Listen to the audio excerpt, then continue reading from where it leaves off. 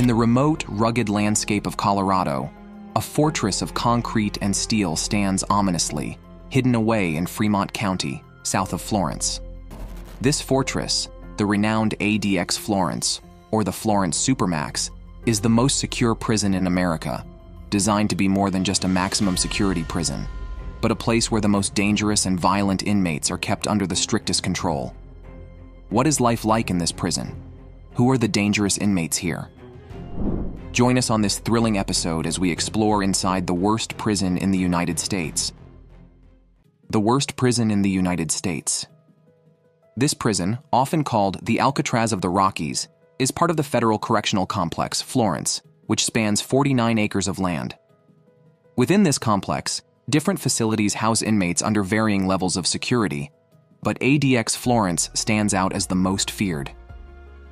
The prisoners here are confined to their cells for nearly the entire day, locked away in single cells made of poured, reinforced concrete.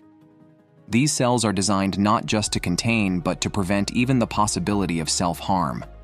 The prison operates with a high staff-to-inmate ratio, ensuring 24-hour supervision and control. ADX Florence was born out of necessity. The Federal Bureau of Prisons needed a place to isolate the most violent, uncontrollable inmates, those who posed a constant threat to the lives of staff and other prisoners. The urgency for such a facility became clear on October 22, 1983, when two members of the Aryan Brotherhood, Thomas Silverstein and Clayton Fountain, fatally assaulted correctional officers Merle Klutz and Robert Hoffman at the United States Penitentiary in Marion. These brutal attacks, occurring just hours apart, exposed the flaws in prison design and security.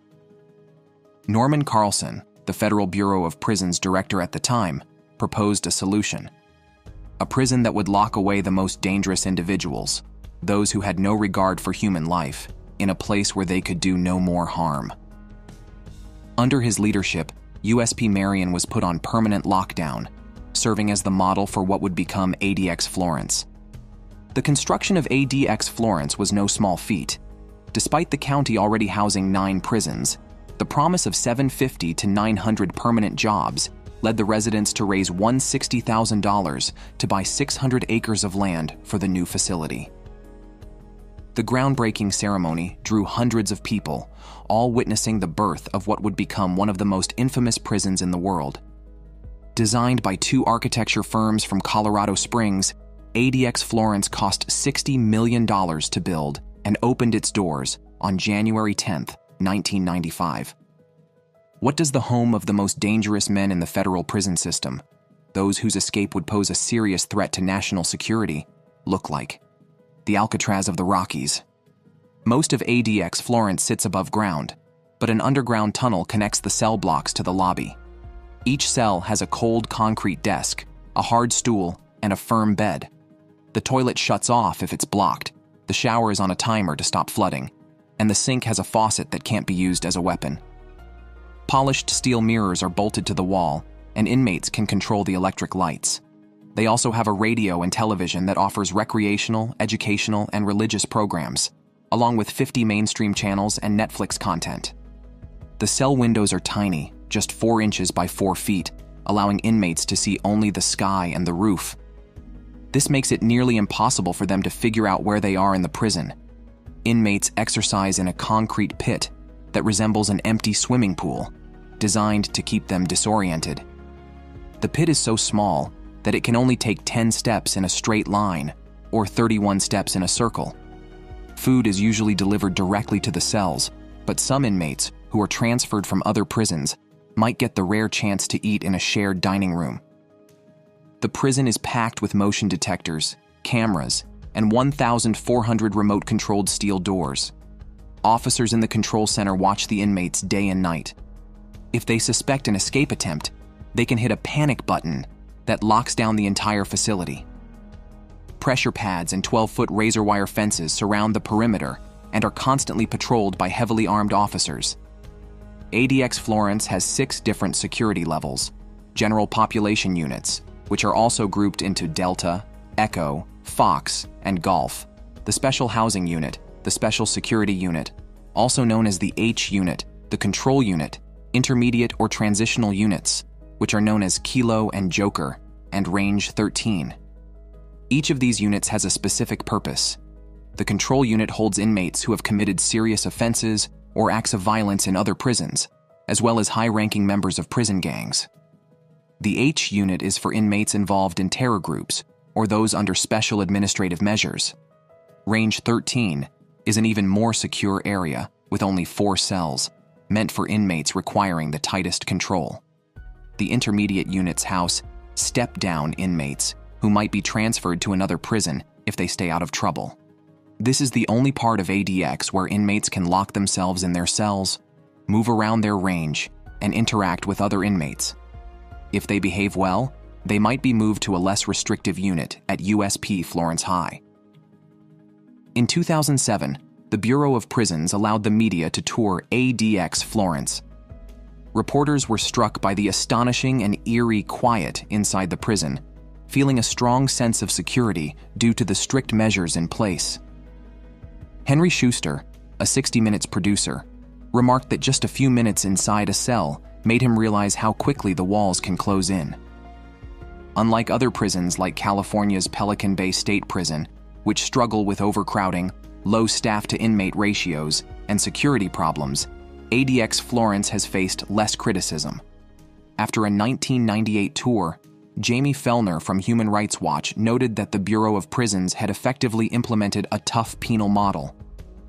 What is it like living there? The extreme conditions in ADX Florence. In 2012, 11 inmates filed a federal class action lawsuit against the Bureau of Prisons in Cunningham versus the Federal Bureau of Prisons. The lawsuit accused the prison of cruel abuse and failure to properly diagnose inmates who were seriously mentally ill. At the time, at least 6 inmates had allegedly taken their own lives. After the lawsuit was filed, a 7th inmate also died by taking his own life, and his case was added to the lawsuit. Critics argue that keeping prisoners in solitary cells for long periods severely damages their mental health. Many studies back up these claims. By March 2015, settlement talks were in progress, led by a federal magistrate, and the Bureau of Prisons had already started making some changes. Inmates held in Unit H are placed under special administrative measures that prevent them from speaking to journalists or even communicating privately with their lawyers or families.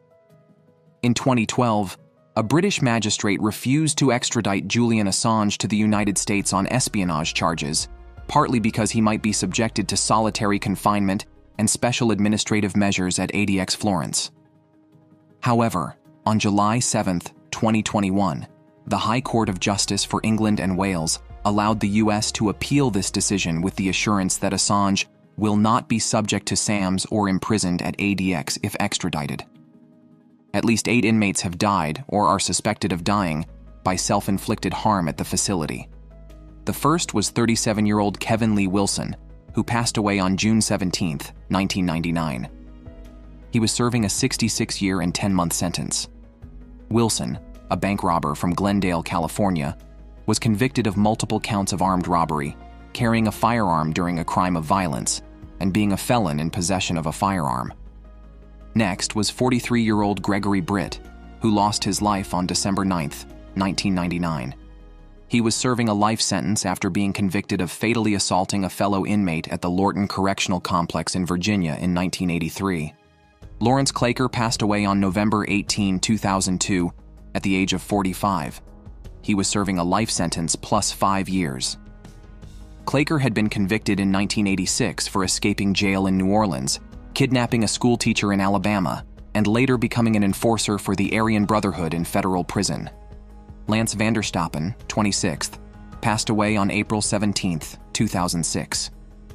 He was serving a 25-year sentence. Vanderstappen, a member of the Soldiers of Aryan Culture, committed various violent assaults in prison, including violently attacking a fellow inmate in a courthouse holding cell. 35-year-old John Frierson died on May 27, 2008. He was serving 4 consecutive life sentences after going on a shooting spree at 17, taking the lives of his grandparents, brother, and aunt. He was later transferred to ADX after taking the life of a fellow inmate in Mississippi. Jose Martin Vega joined the list on May 1, 2010. He was serving 4 consecutive life sentences plus 190 years. Vega was a gang member from New York, convicted of multiple counts of racketeering and armed drug trafficking. Robert Gerald Knott took his life on September 7, 2013. He was serving a life sentence after being convicted of carrying out a 9-day crime spree across several states in 1988 that included kidnappings and led to the deaths of a hostage and his accomplice. Finally, 42-year-old Jamie Gerald McMahon died on November 13, 2017. He was serving a life sentence after being sentenced alongside his stepbrother for a methamphetamine-induced rampage that included 2 homicides and a bank robbery in Iowa before fleeing to Florida with 2 women. So basically, at a facility known for housing the nation's most dangerous criminals and terrorists, some men ended their suffering by taking their own lives. Others tried but failed, only to face punishment for their attempts. Some mutilated themselves, cutting off body parts, while others lived for months in filth. Before this lawsuit, at least 14 other lawsuits had been filed by ADX Florence prisoners, but each was dismissed before trial. However, this case continued into pre-trial discovery, accompanied by productive private discussions between prison officials, Department of Justice lawyers, and the inmates' attorneys.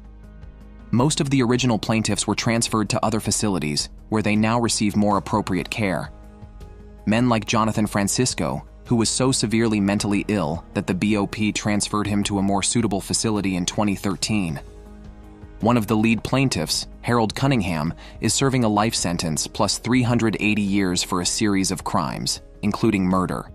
In 1996, during a state trial where he represented himself, he stabbed a witness in open court. Diagnosed as severely mentally ill, Cunningham was taken off his medication upon arrival at ADX Florence in 2001 and placed in the facility's control unit, where prisoners were not allowed to take medication. Years later, he was given a telepsychiatry session while handcuffed and surrounded by correctional officers. Another original plaintiff, John Jack Powers, came to federal prison without any history of mental illness, but went mad behind bars. After witnessing an inmate murder, he was diagnosed with PTSD. His mental illness worsened as he was transferred between facilities, leading him to self-harm. Powers bit off his pinky, yet officials at ADX Florence failed to provide the help he needed. Only when he was transferred to a facility specializing in mental health care did he begin to recover, but he would be sent back to Colorado, starting the cycle of destruction again. Since the lawsuit, the Bureau of Prisons has also implemented confidential spaces for secure mental health consultations and group therapy. The mental health staff at ADX Florence has more than doubled in size since the litigation began. New policies at ADX Florence ensure that arriving prisoners are properly screened by medical professionals to determine if they are mentally ill. Screening will occur before, during, and after the inmate's arrival. If mental illness is detected, the prisoner will either be transferred to a more suitable facility or treated at ADX Florence if their security needs cannot be managed elsewhere. The deal also lifts the ban on prescribing psychotropic medicine in the prison's control unit, ensuring that those who need the most intense treatment for their mental illness will receive it. Achieving this momentous decision wasn't easy. Formal mediation in the case, presided over by Magistrate Judge Michael Hegarty, took hundreds of hours over several years. Tensions became so high at one point that there was a year-long break in negotiations. However, the settlement has received the support of most plaintiffs who are already seeing its benefits. Who are the inmates currently benefiting from these policies? Zacharias Moussaoui. Born on May 30, 1968, Zacharias Moussaoui is a French member of Al-Qaeda. He admitted in a U.S. federal court that he had conspired to end the lives of American citizens as part of the 9/11 attacks. Moussaoui is now serving life imprisonment without parole at the federal ADX supermax prison. He is the only person ever convicted in a U.S. court for the September 11 attacks. He was arrested on August 16, 2001 by the FBI in Minnesota for an immigration violation. His suspicious behavior, including his flight training in Eagan, Minnesota, raised red flags. By December 11, 2001, he was indicted by a federal grand jury on 6 serious charges: conspiring to commit terrorism, hijacking aircraft, destroying aircraft, using weapons of mass destruction, taking the lives of U.S. employees, and destroying property. Federal prosecutors argued that Moussaoui was meant to be the 20th hijacker in the September 11 attacks, possibly replacing Ramzi bin al-Shibh. Bin al-Shibh and Zakaria Essabar had their visas denied. However, prosecutors struggled to link him directly to the 19 attackers. Moussaoui's trial was closely watched as a measure of how fairly the U.S. handles terrorism suspects. During the trial, he first claimed he was not involved in the 9/11 attacks, but was planning a separate attack. While some al-Qaeda members backed his claim of a different plot, prosecutors dismissed it as unlikely. On April 3, 2006, Moussaoui was deemed eligible for the death penalty. As he left the courtroom, he defiantly shouted, "You will never get my blood. God curse you all." On May 3, 2006, the jury decided against the death penalty. The following day, Moussaoui was sentenced to life in prison without parole. As he was escorted out, he clapped his hands and declared, "America, you lost, I won." Judge Brinkema responded harshly, saying he would die with a whimper and never get a chance to speak again. Johar Tsarnaev. Dzhokhar Jahar Anzorovich Tsarnaev, born on July 22, 1993, is an American terrorist of Chechen and Avar descent. He was responsible for the horrific Boston Marathon bombing. On April 15, 2013, Tsarnaev and his older brother, Tamerlan Tsarnaev, placed deadly pressure cooker bombs near the finish line of the marathon.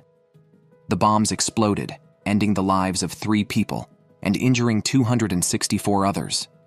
Just 3 days later, on April 18, 2013, the Tsarnaev brothers carried out another brutal attack. They shot at and fatally injured MIT police officer Sean Collier while in a fierce shootout with the police. Tamerlan was killed, and Dzhokhar, who was injured, still managed to escape. On the night of April 19th, after a massive manhunt by thousands of police officers, Dzhokhar Tsarnaev was found hiding in a boat in a resident's backyard in Watertown, Massachusetts. During questioning, Tsarnaev admitted that he and his brother had planned to attack Times Square in New York City. He also revealed that their actions were partly inspired by Anwar al-Awlaki. Tsarnaev was tried and found guilty of 30 serious charges, was sentenced to death, and is on death row at ADX Florence.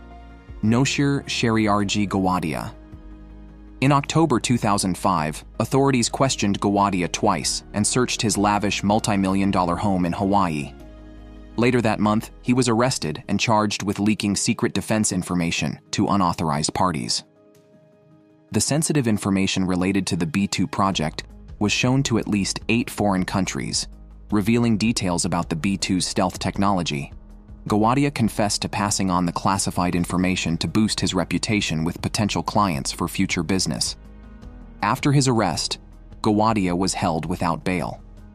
On October 26, 2005, he was charged in the United States District Court for the District of Hawaii with willfully communicating, delivering, or transmitting national defense information to someone not entitled to receive it, which could harm the U.S. or benefit a foreign nation. On November 8, 2006, a federal grand jury in Honolulu indicted Gadia on 18 counts. The indictment revealed that Gadia had secretly designed a stealth cruise missile nozzle for China, making it harder to detect. The indictment accused him of conspiring to break the Arms Export Control Act by agreeing to design and test this stealth technology for China without U.S. approval. It also detailed his 6 trips to China, his secretive emails with co-conspirators, and his covert travel to assist China in developing the stealthy nozzle. Additionally, Gadia was charged with 3 counts of willfully sharing classified information with Chinese representatives to benefit China and harm the U.S. He also faced 2 counts of unlawfully passing classified information to individuals in China who should not have received it. Furthermore, Gadia was accused of helping design stealth technology for Chinese missiles and of money laundering. James J. Marcello. On December 15, 1992, federal authorities charged Marcello and notorious mob boss Sam Wings Carlisi with racketeering. Marcello was accused of being Carlisi's underboss, overseeing criminal operations in Chicago's western suburbs. The following year, on December 16, 1993, Marcello, Carlisi, and 5 other crew members were convicted of racketeering. Marcello was particularly found guilty of running illegal bookmaking, street tax, and loan sharking schemes in western Cook County and DuPage County. Both Marcello and Carlisi were also convicted of plotting to end the life of gangland associate Anthony Dadino, who had become a potential informant. Additionally, Marcello was convicted of funding mobster Lenny Patrick's loan sharking business and ordering a firebomb attack on the Lake Theater in Oak Park during a labor dispute. On April 5, 1995, Marcello was sentenced to 12.5 years in prison. In a defiant statement, he told Judge Paul Plunkett, "If my name wasn't James Marcello, I wouldn't be standing in front of you. That's all I have to say," as reported by the Chicago Tribune on April 6, 1995. Marcello was released from a federal prison camp in Milan, Michigan, on November 2003 and returned to his home in Lombard, Illinois. After his release, he started working for DVD Management, a nursing home operator in Oak Brook Terrace, Illinois. But then the family secrets trial began. Marcello and his younger half-brother, Michael Mickey, faced murder and racketeering charges. Marcello was accused of several murders, including Nicholas DeAndrea in 1981, Nicholas Cirillo Sr. in 1982, and the notorious Spilatro brothers in 1986. The indictment also alleged that the Marcellos ran a profitable video gambling business called M&M Amusement from 1996 to 2004. Shortly after his indictment, Marcello tried to secure his release on bond by offering properties worth $12.5 million, including several high-value homes.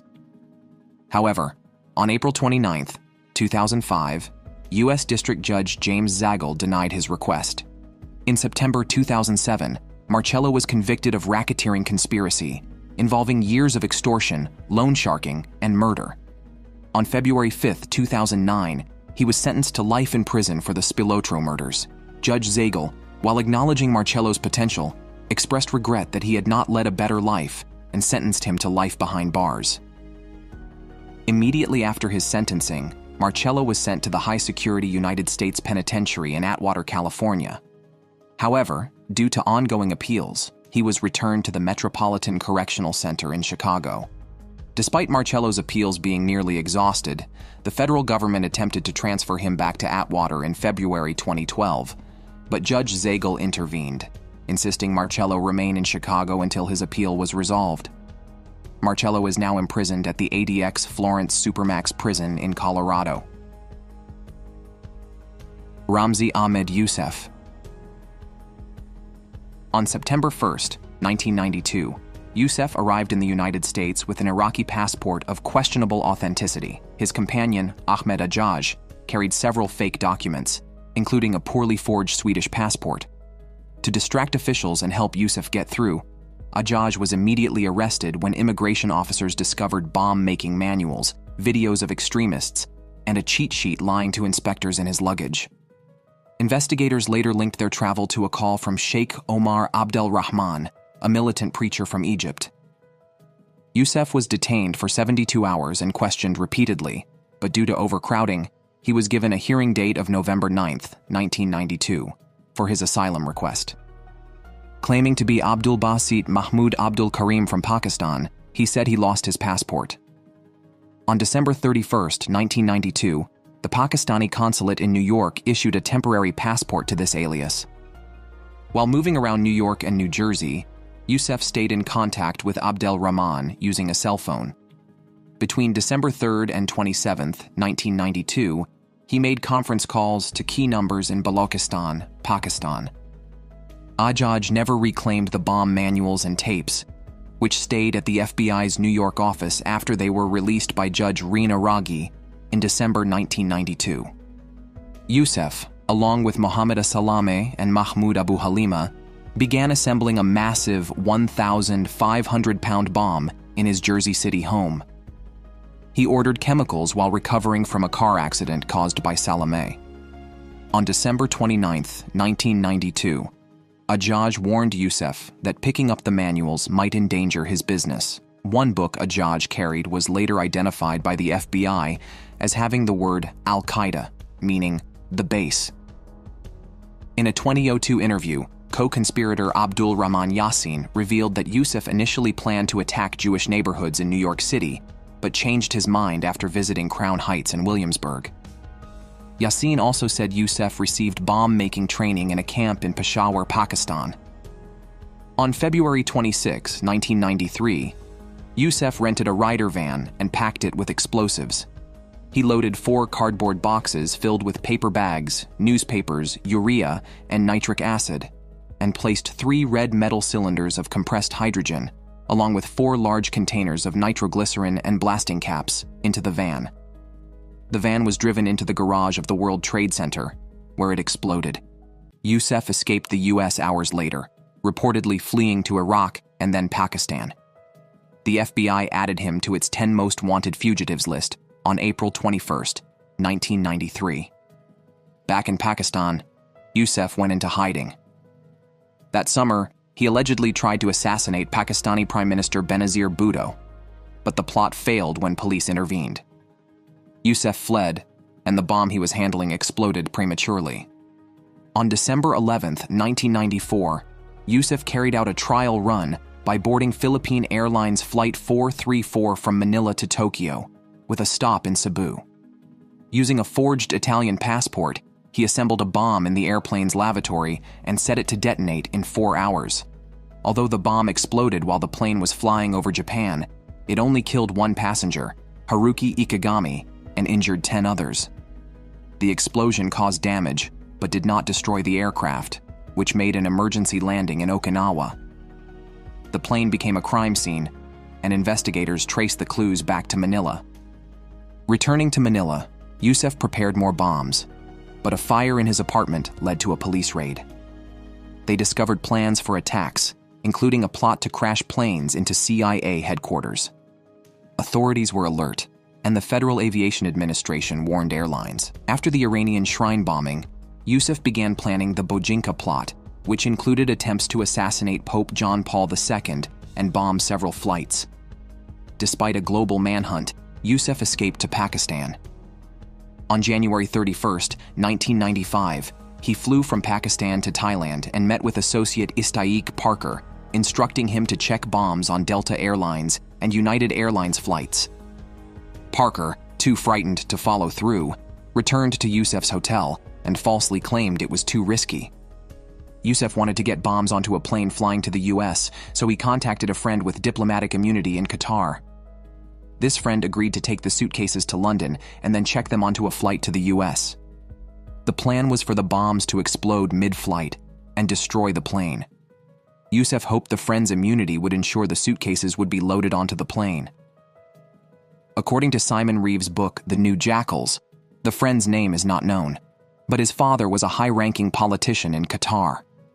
At that time, Yousef's uncle, Khalid Sheikh Mohammed, was staying in Qatar with a Qatari official.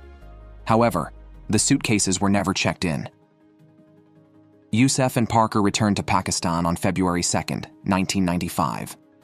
Following a tip from Istaiq Parker, on February 7, 1995, Pakistani and U.S. agents raided Room 16 at the Sukasa guest house in Islamabad. They captured Yousef before he could move to Peshawar. Parker was later paid $2 million for providing the information that led to Yousef's capture. During the raid, agents found flight schedules for Delta and United Airlines and bomb parts hidden in children's toys. Yousef had chemical burns on his fingers. He was sent to a federal prison in New York City until his trial. On September 5, 1996, Yousef and 2 accomplices were convicted for their roles in the Bojinka plot and were sentenced to life in prison without parole by U.S. District Court Judge Kevin Duffy. On November 12, 1997, Yousef was found guilty of masterminding the 1993 World Trade Center bombing. On January 8, 1998, Judge Duffy sentenced Yousef to life in prison plus 40 years for both bombings and recommended that he be kept in solitary confinement. Yousef is currently held at the high-security supermax prison, ADX Florence, in Florence, Colorado. The handcuffs he wore when captured are displayed at the FBI Museum in Washington, D.C. Thanks for watching. See you in the next video.